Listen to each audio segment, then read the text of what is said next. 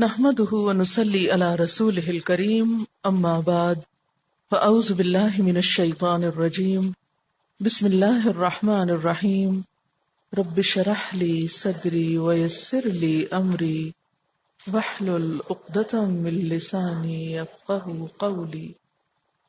ترجمہ آیت نمبر 122۔ یا بنی اسرائیل، اے بنی اسرائیل، اذکرو یاد کرو، نعمتی میری نعمت، التی وہ جو، انعمت میں نے انعام کی، علیکم تم پر، وانی اور بے شک میں نے، فضلتکم فضیلت دی میں نے تم کو، علی العالمین اوپر جہان والوں کے، واتقو اور ڈرو، یومن اس دن سے، لا نہیں، تجزی بدلہ دے گا، فائدہ دے گا، کام آئے گا، نفسن کوئی شخص، ان نفسن کسی شخص کی طرف سے، شیئن کچھ بھی، ولا اور نہ، یقبل قبول کیا جائے گا، منہا اس سے، عدل کوئی بدلہ، فدیہ، ولا اور نہ، تنفعہا نفع دے گی اس کو، شفاعتن کوئی سفارش، ولا ہم اور نہ وہ، ینصرون مدد دیے جائیں گے،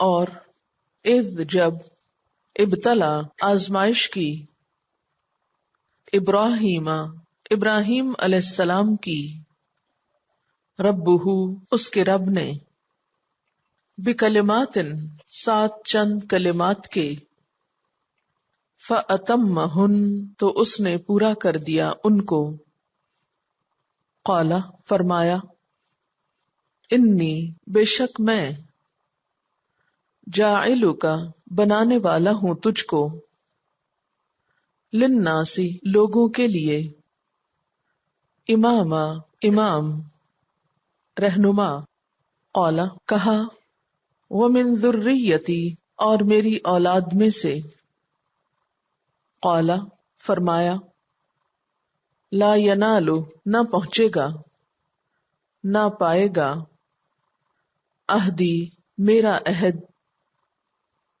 الظالمین ظالموں کو،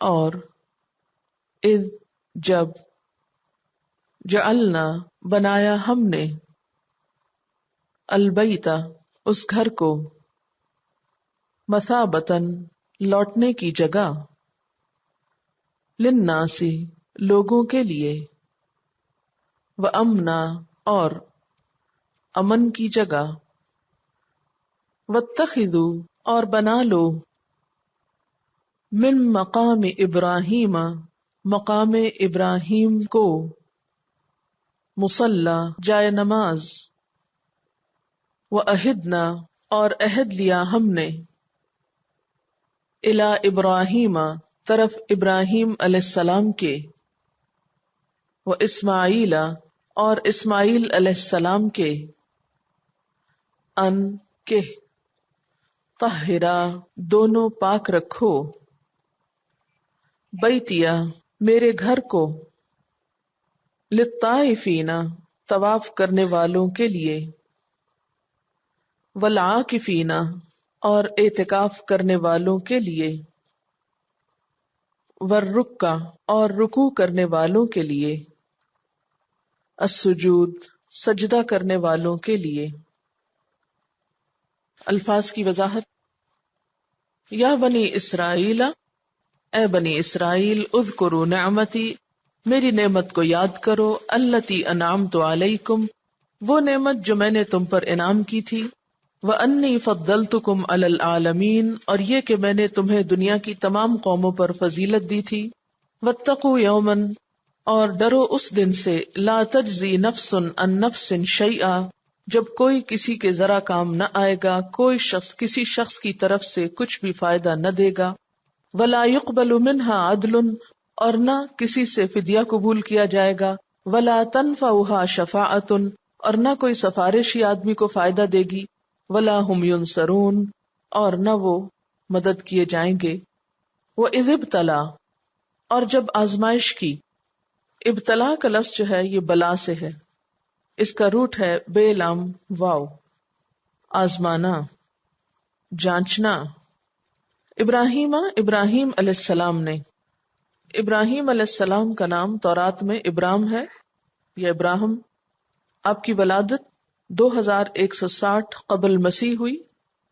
قبل مسیح کا مطلب کیا؟ حضرت عیسیٰ علیہ السلام سے پہلے، اور وفات 1985 قبل مسیح ہوئی۔ آپ کی عمر 175 سال تھی۔ آبائی وطن عراق کا شہر ار تھا۔ ربہ، اس کے رب نے، بکلمات، ساتھ کچھ کلمات کے، کلمات جو ہے کلمے کی جمع ہے، یہاں مراد اللہ تعالیٰ کے وہ احکامات ہیں جو انہوں نے حضرت ابراہیم علیہ السلام کے صبر اور استقامت کو جانچنے کے لیے دیے تھے ان کو۔ فَأَتَمَّهُنْ، تو اس نے ان کو تمام کر دیا، یعنی سارے احکامات کو پورا کر دیا، ساری آزمائشوں میں پورے اترے۔ اتمہ کا روٹ تے میم میم تم، تمت بالخیر، تمام اردو میں استعمال ہوتا ہے۔ قالا، فرمایا، کس نے؟ اللہ تعالیٰ نے، انی جاعلک، بے شک میں بنانے والا ہوں تجھ کو، للناس، لوگوں کے لیے، اماما، امام، امام کا روٹ ہوتا ہے الف میم میم، وہ جس کی اقتداء کی جائے، خواہ وہ کسی انسان کی ہو یا کسی کتاب کی، یعنی جس کو بھی فالو کیا جائے۔ قالا، کہا، کس نے کہا؟ حضرت ابراہیم علیہ السلام نے۔ ومن ذریتی، اور میری اولاد میں سے، ذریہ، ذال رے رے اس کا روٹ ہے، مانا ہوتا ہے چھوٹی چیونٹیاں، اس کا واحد ذرہ ہے، ذرہ بھی اسی سے ہی ہے، چھوٹی اولاد، چھوٹی چیز کے لیے نا۔ اور زرع الارض کا مطلب ہوتا ہے زمین میں کچھ اگانا، تو ذریہ کیا ہوئی؟ جو انسان ایک طرح سے بوتا ہے، اگاتا ہے اولاد کی شکل میں، اور اس سے مراد چھوٹے بچے، اور پھر اپنے بچوں کے بعد ان کے بچے اور ان کے بچے، اور وہ لمبی نسل جو ہے وہ سب مراد ہوتی ہے اس سے، ٹھیک ہے۔ ولد کیا ہے؟ جو براہ راست اولاد ہو، لیکن ذریہ اولاد کی اولاد، اور سو آن، نسل در نسل۔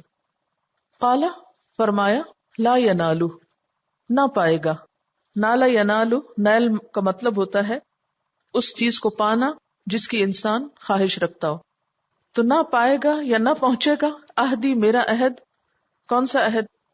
کہ میں تجھ کو امام بنانے والا ہوں، تو یہ وعدہ میرا نہیں ہے کس کے لیے؟ الظالمین، ظالموں کے لیے۔ ظالم یہاں کون ہے؟ جو شرک کریں گے، اللہ کی نافرمانی کریں گے، چاہے وہ آپ کی اولاد میں سے ہو، ان کو میرا وعدہ نہیں پہنچے گا، ان کو امامت نہیں ملے گی۔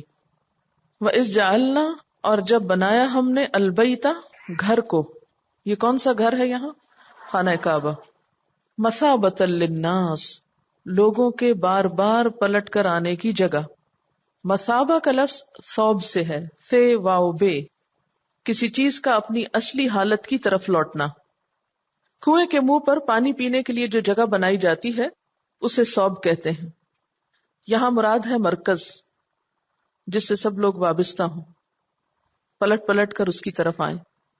اسی طرح مثابہ اس جگہ کو بھی کہتے ہیں جیسے کنویں کا بالکل نچلا گہرا حصہ ہوتا ہے نا، تو آپ دیکھیں گے کہ جب اس میں ڈول ڈالا جاتا ہے تو پانی کیا ہوتا ہے؟ چڑھ جاتا ہے نا اوپر، جب ڈول نکال لیتے ہیں تو پھر کیا ہوتا ہے؟ پانی واپس نیچے چلا جاتا ہے۔ ہاں؟ تو اس سے آپ ثواب اور ثواب کو اور پلٹنے کو سمجھیے۔ اور خانہ کعبہ کو مثابۃ للناس کیوں کہا گیا ہے؟ ایک دفعہ جاتے ہیں، پھر دوبارہ جاتے ہیں، پھر دوبارہ جانے کی تمنا رکھتے ہیں، جا جا کے بھی جی نہیں بھرتا۔ وہ امنا، اور امن کی جگہ۔ واتخذوا، اور بنا لو، من مقام ابراہیم، مقام ابراہیم میں سے، مقام ہوتا ہے قیام کی جگہ، کھڑے ہونے کی جگہ۔ ابراہیم علیہ السلام، تو ابراہیم علیہ السلام کے کھڑے ہونے کی جگہ کو بنا لو۔ اس سے مراد وہ پتھر ہے جس پر کھڑے ہو کر ابراہیم علیہ السلام نے خانہ کعبہ کی تعمیر کی تھی، اور اس پر آج بھی آپ کے پاؤں کے نشانات موجود ہیں۔ اب جو بھی شخص حج یا عمرے کے لیے جاتا ہے تو اس کو دیکھتا ہے، یعنی وہ بڑے بڑے پاؤں کے نشانات ابھی تک پتھر کے اندر ثبت ہیں، اور یہ ایک طرح سے معجزہ ہے نا کہ پتھر میں اس طرح پاؤں کے نشان لگ جانا جیسے کوئی شخص موم کے اوپر کھڑا ہو اور اس کے پاؤں کا پرنٹ آ جائے۔ اور اب اسے شیشے کے کیس میں بند کر کے خانہ کعبہ کا جس طرف کو دروازہ ہے اس کے لیفٹ ہینڈ پر تھوڑا آگے بڑھا کر رکھا گیا ہے۔ پہلے یہ بالکل ساتھ ہوتا تھا پتھر، لیکن اب اس کو ذرا سا ہٹا کر رکھا گیا ہے۔ مصلی جائے نماز، یعنی اس کے پاس لوگ کھڑے ہو کر اب نماز پڑھیں۔ وَأَهِدْنَا، اور وعدہ لیا ہم نے، کس سے؟ الی ابراہیم، ابراہیم علیہ السلام سے، و اسماعیل، اور اسماعیل علیہ السلام سے۔ کس بات کا وعدہ؟ ان طہرا بیتیا، کہ دونوں پاک رکھنا میرے گھر کو۔ طہرا کا لفظ طہرے سے، طہر سے، صاف ستھرا رکھنا۔ کس کے لیے؟ للطائفین، طائفین کس کے وزن پر ہے؟ فائلین، طواف کرنے والے، طواف کرنے والے لوگوں کے لیے۔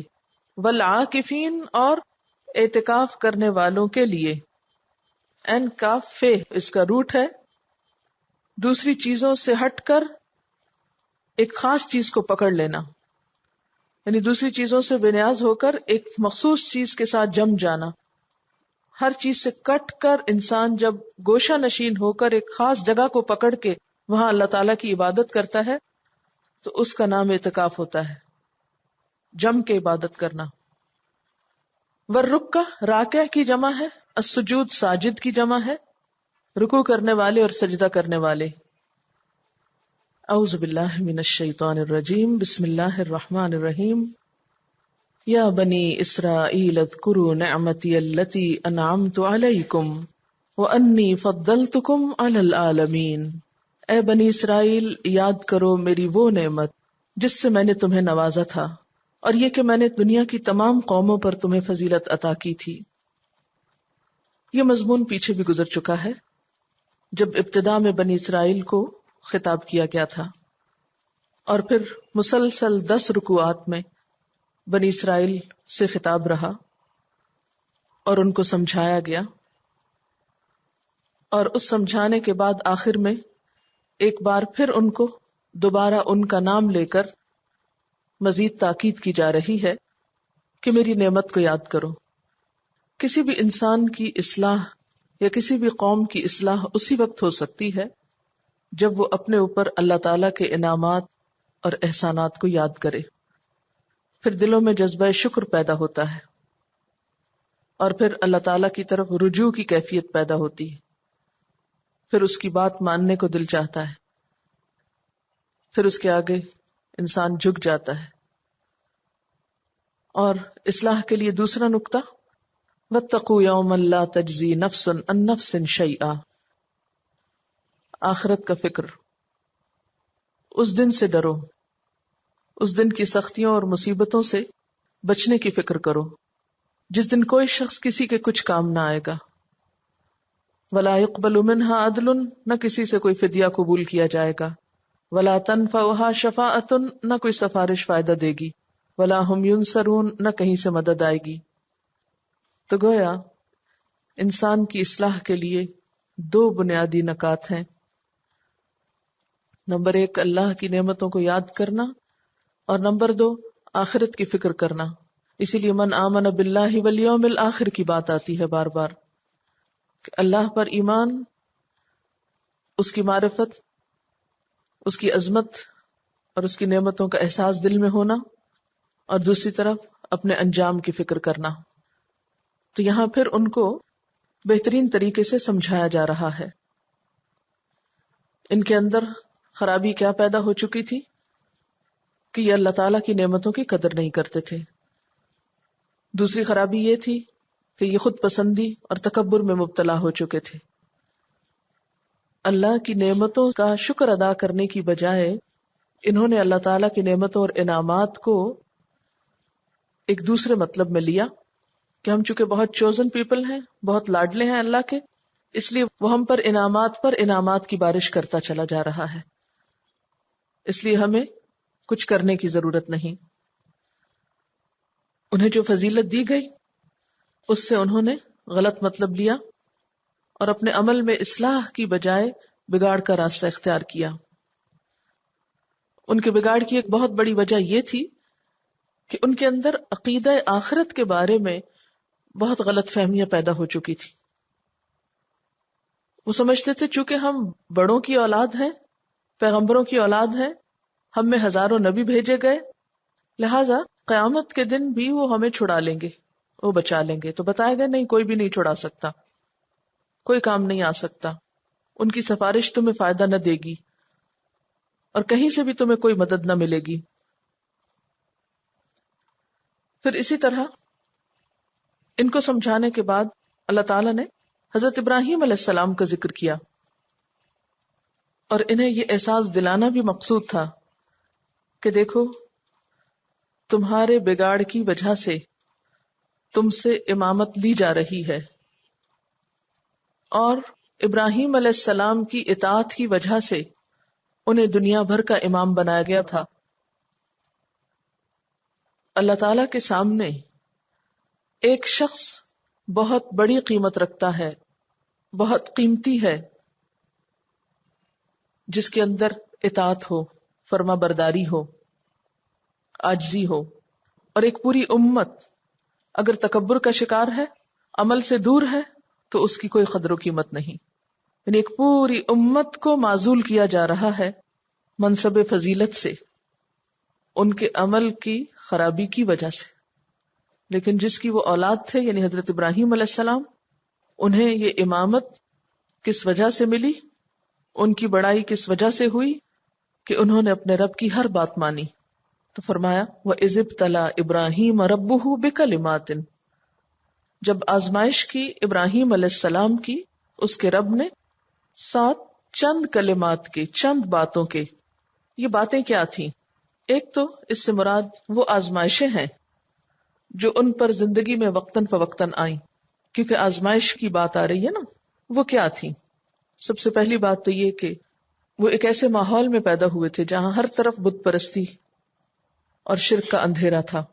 اللہ تعالیٰ نے جو بصیرت انہیں عطا کی تھی اس سے کام لے کر جب انہوں نے اس ماحول سے بغاوت کی اور ان بتوں کی پرستش سے انکار کیا جنہیں ساری قوم پوج رہی تھی، تو یہ چیز ایک بالکل نئی تھی اور کسی کے لیے بھی قابل قبول نہ تھی.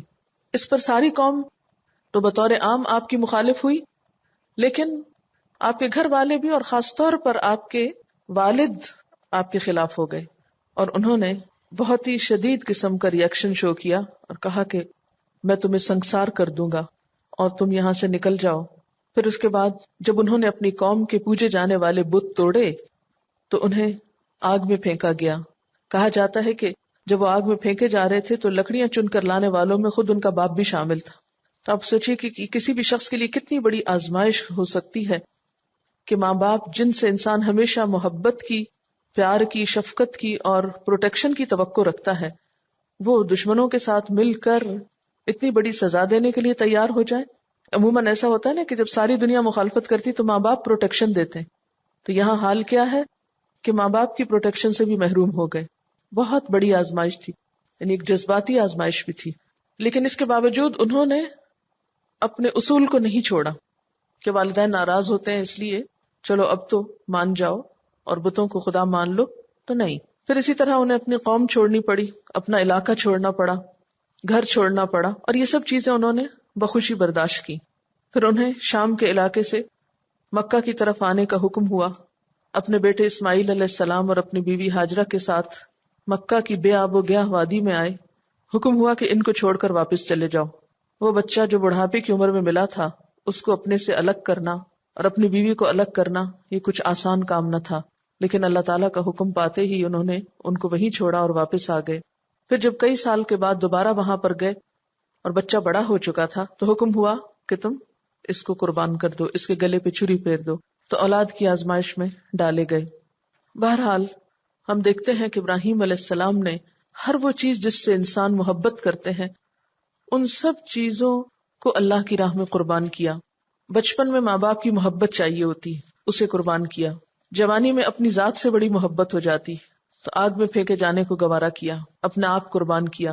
بڑھاپے میں اولاد سے بہت پیار ہو جاتا ہے، بچوں سے بہت پیار ہوتا ہے، بیوی سے بہت محبت ہوتی، ان کو قربان کیا۔ اپنے گھر اور اپنے وطن اور اپنے شہر سے بڑی محبت ہوتی، جہاں انسان کی بچپن اور جوانی گزری ہو، اس کو قربان کیا۔ تو گویا آزمائش کے جتنے بھی موقع آئے ان سب میں آپ پورے اترے۔ دوسرا مطلب کلمات کا یہ لیا جاتا ہے کہ وہ احکامات جو آپ کو اللہ تعالی کی اطاعت کرنے کے لیے دیے گئے، یعنی قوانین شریعت جو آپ کو دیے گئے، ان سب کو بھی آپ نے پورا کیا۔ اس کے بارے میں کچھ روایات میں یہ آتا ہے کہ وہ احکامات جو 10 صحیفوں کے ذریعے، صحف ابراہیم کا ذکر آتا ہے نا قرآن پاک میں، تو ان صحیفوں کے ذریعے جو آپ پر نازل ہوئے تھے وہ یوں تھے: توحید، نماز، زکوٰۃ، نیکی کا حکم دینا، برائی سے روکنا، طہارت کرنا، مونچھوں کا کتروانا، کلی کرنا، ناک میں پانی ڈالنا، مسواک کرنا، مانگ نکالنا، ناخن کاٹنا، استرے سے جسم کے بالوں کی صفائی کرنا، داڑھی کا بڑھانا، ختنہ کرنا، جمعے کے دن غسل کرنا، طواف کرنا، صفا مروہ کے درمیان سعی کرنا، رمی جمار کرنا، طواف کرنا، بارگاہ الہی میں توبہ کرنا، لغو باتوں سے منہ پھیرنا، شرمگاہ کی حفاظت کرنا، امانت ادا کرنا، وعدہ وفا کرنا، قیامت کو سچا جاننا، عذابوں سے ڈرنا، سچی گواہی دینا، عاجزی کرنا، خیرات کرنا، روزہ رکھنا، کثرت سے ذکر الہی کرنا۔ تو یہ سارے کے سارے احکامات حضرت ابراہیم علیہ السلام نے بہت خوشی کے ساتھ برضا و رغبت ادا کیے، تو اللہ تعالیٰ نے ان کے اس عمل کو قبول فرمایا۔ فَأَتَمَّهُنَّ، انہوں نے ان کو تمام کر دیا، کوئی ایک بات بھی نہیں چھوڑی۔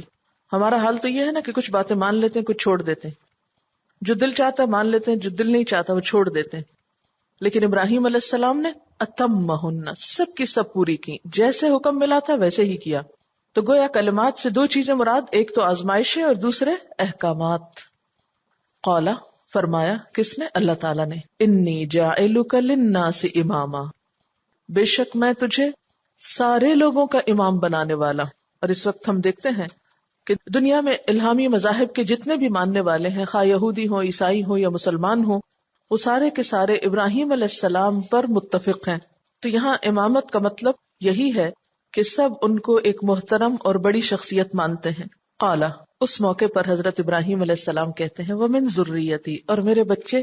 یہ انسان کی ایک فطری کمزوری ہوتے ہیں نا بچے اس کے، کہ جب انسان کو خود کوئی خیر ملتی ہے تو فوراً اپنے بچوں کے بارے میں سوچتا ہے کہ میرے بچوں کا کیا ہوگا۔ ماں باپ کے اندر بچوں کی محبت ایک فطری محبت ہوتی، اور آپ دیکھیں کہ جو ماں باپ جس چیز کو اہمیت دیتے ہوں وہ اپنے بچوں کے لیے بھی اسی چیز کو اہمیت دیتے ہیں۔ مثلاً کچھ ماں باپ کے دل میں دنیا کی محبت ہوتی ہے تو وہ اپنے بچوں کی دنیا بنانے کے لیے بہت فکر مند ہوتے ہیں۔ کچھ ماں باپ کے دل میں آخرت کی بہت فکر ہوتی ہے تو وہ اپنے بچوں کی آخرت کے بارے میں بہت فکر مند ہوتے ہیں۔ جنہیں دنیا میں خود نیکیوں میں آگے بڑھ جانے کا شوق ہوتا ہے، انہیں اپنی اولاد کے لیے بھی یہی شوق لاحق ہوتا ہے کہ وہ نیکیوں میں آگے بڑھیں۔ اور پھر حکم بھی کیا ہے کہ پہلے اپنے لیے انسان دعا مانگے، پھر بچوں کے لیے، والدین کے لیے، قریبی رشتہ داروں کے لیے، پھر سب کے لیے۔ تو یہاں پر بھی وہ کیا فرماتے ہیں موقع سے فائدہ اٹھا کر، وَمِن ذُرِّيَّتِي، اور میری اولاد کا کیا ہوگا؟ کیا یہ امامت ان کے پاس بھی رہے گی؟ قَالَ لَا يَنَالُ عَهْدِ الظَّالِمِينَ، اللہ تعالیٰ نے فرمایا کہ ظالموں کے لیے میرا کوئی عہد نہیں، ظالموں کو میرا یہ وعدہ نہیں پہنچے گا۔ اور ظالموں سے مراد کیا ہے؟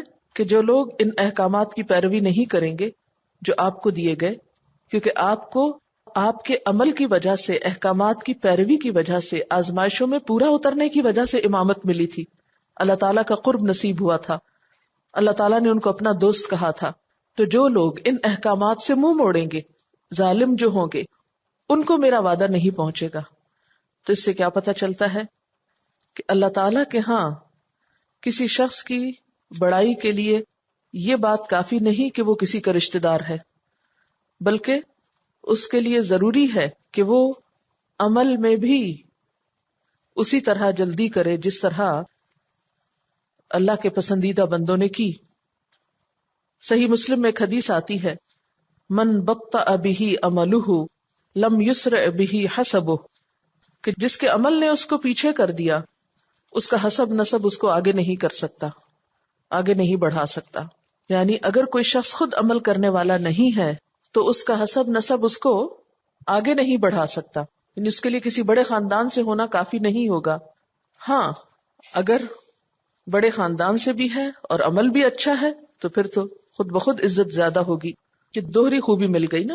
لیکن اس کا یہ مطلب نہیں کہ ابراہیم علیہ السلام کی اولاد میں سے کسی کو بھی کوئی بڑائی نہیں ملی ہے. حضرت اسحاق علیہ السلام کی اولاد میں سے حضرت یعقوب علیہ السلام تھے، جن کی اولاد میں سے بنی اسرائیل تھے، جنہیں دنیا کی امامت دی گئی. یہ الگ بات ہے کہ انہوں نے اس کی قدر نہیں کی اور امام بننے کے تقاضے پورے نہیں کیے، جس کی وجہ سے وہ ان سے واپس لے لی گئی. پھر آپ کے دوسرے بیٹے حضرت اسماعیل علیہ السلام کی اولاد میں سے حضور صلی اللہ علیہ وسلم کو اٹھایا گیا، پھر آگے ان کی امت چلی. لیکن آپ کی اولاد میں سے جو لوگ ایمان نہیں لائے، یعنی حضرت ابراہیم علیہ السلام کی اولاد میں سے، تو ان کو یہ وعدہ نہیں پہنچے گا. ورنہ وجعلنا فی ذریتہ النبوہ، اللہ نے آپ کی اولاد میں نبوت رکھی تھی اور آپ کی اولاد میں سے بہت نیک لوگ بھی پیدا ہوئے. یہاں سے یہود کے اس غلط عقیدے کی تردید بھی ہوتی ہے کہ وہ کہتے تھے کہ ہم پیغمبروں کی اولاد ہیں اس لیے ہمیں عذاب نہ ہوگا. نحن ابناء اللہ و احباؤہ، ہم اللہ کے بیٹے اور اس کے محبوب ہیں. تو یہاں اس سب بات کی تردید کر دی گئی. اس میں ہم سب کے لیے کیا سبق ہے کہ خواہ ہمارے والدین کتنے بھی نیک ہوں، ہمارے آباء و اجداد کتنے بھی ولی اللہ ہوں، لیکن اگر ہم ان کے راستے پر نہیں ہیں تو ہمیں فائدہ نہیں ہوگا. اس کے بعد وَإِذْ جَعَلْنَا الْبَيْتَ مَثَابَةً لِلنَّاسِ، آپ کو معلوم ہے کہ حضرت ابراہیم علیہ السلام نے پھر حضرت اسماعیل علیہ السلام کے ذریعے خانہ کعبہ کی تعمیر کی تھی. اب اس تعمیر کی طرف اشارہ ہے. اور جب بنایا ہم نے بیت اللہ کو لوگوں کے لیے لوٹنے کی جگہ، پلٹ پلٹ کے آنے کی جگہ، یعنی اتنا سادہ سا گھر ہے، ایک کمرے پر مشتمل، لیکن اس کے اندر ایسی محبت رکھ دی اللہ نے، ایسی برکت رکھ دی کہ دنیا بھر کے لوگ پلٹ پلٹ کے اس کی طرف جاتے ہیں. ایسی محبت تو کسی بڑے سے بڑے محل کے لیے نہیں رکھی گئی. وَأَمْنًا، اور امن کی جگہ. تو گویا دو خصوصیات بتا دی گئی اس گھر کی، ایک مثابہ اور دوسرے امن کی جگہ. اور حکم ہوا وَاتَّخِذُوا مِن مَقَامِ إِبْرَاهِيمَ مُصَلًّى، بنا لو مقام ابراہیم کو نماز کی جگہ. یعنی وہ پتھر جس پہ ابراہیم علیہ السلام نے کھڑے ہو کر خانہ کعبہ کی دیواریں اٹھائی تھیں، اس جگہ کے پاس نماز پڑھو. اللہ کی راہ میں قربانی دینے والوں کا کتنا بڑا مقام ہوتا ہے کہ ان کے پاؤں کے نشان، ان کے کھڑے ہونے کی جگہ بھی اتنی اہم ہو جاتی ہے کہ اس کے پاس لوگوں کو نماز پڑھنے کا حکم. اس سے بڑا شرف اور کیا ہوگا. وہ خود تو امام تھے ہی، ان کے پاؤں کے نشان بھی لوگوں کو اللہ کی یاد دلاتے ہیں. وَأَهِدْنَا إِلَىٰ إِبْرَاهِيمَ وَإِسْمَاعِيلَ، اور ہم نے وعدہ لیا ابراہیم اور اسماعیل علیہ السلام سے. کس بات کا؟ ان کہ طَهِّرَا بَيْتِيَ، پاک صاف رکھو میرے گھر کو، للطائفین والعاکفین، طواف کرنے والوں اور اعتکاف کرنے والوں، والرکع اور رکوع کرنے والوں، السجود سجدے کرنے والوں کے لیے. تو گویا یہ گھر کس لیے بنا تھا کہ یہاں پر یہ چار کام کیے جائیں، طواف، اعتکاف، رکوع اور سجود. اور اس کے لیے اس گھر کو پاک صاف رکھو، طاہرہ، صاف ستھرا رکھو. اس سے مراد ظاہری صفائی بھی ہے اور اس سے مراد مانوی صفائی بھی، یعنی شرک و بدعت کی نجاستوں سے بھی پاک. بیت اللہ کے بعد دوسری باقی مساجد جو ہیں وہ بھی کیا ہوتی ہیں؟ اللہ کا گھر ہوتی ہیں. تو اللہ کے گھروں کو پاک صاف رکھنے کی ضرورت ہوتی ہے. سب سے اعلیٰ مقام کس کا ہے؟ بیت اللہ شریف کا، حرم مکہ کا. اس کے بعد اور خاص طور پر مسجد نبوی ہے یا بیت المقدس ہے یا پھر کوئی بھی مسجد. اور مسجدوں کے بعد وہ جگہیں بھی جہاں پر بیٹھ کر اللہ کا ذکر کیا جاتا ہے، اللہ کی کتاب پڑھی جاتی. تو ایسی جگہوں کی صفائی بھی انتہائی ضروری ہے. اس کے بارے میں چند ایک احادیث آپ کے سامنے رکھوں گی. ان عائشہ قالت امر رسول اللہ صلی اللہ علیہ وسلم ببناء المساجد فی الدور وان تنظف وتطیب. حضرت عائشہ رضی اللہ تعالی عنہ فرماتی ہیں کہ نبی صلی اللہ علیہ وسلم نے محلوں میں مساجد بنانے، انہیں پاک اور صاف رکھنے اور خوشبودار رکھنے کا حکم دیا. وآخر دعوانا ان الحمد للہ رب العالمین. سبحانک اللہم وبحمدک نشہد ان لا الہ الا انت نستغفرک ونتوب الیک. والسلام علیکم ورحمۃ اللہ وبرکاتہ.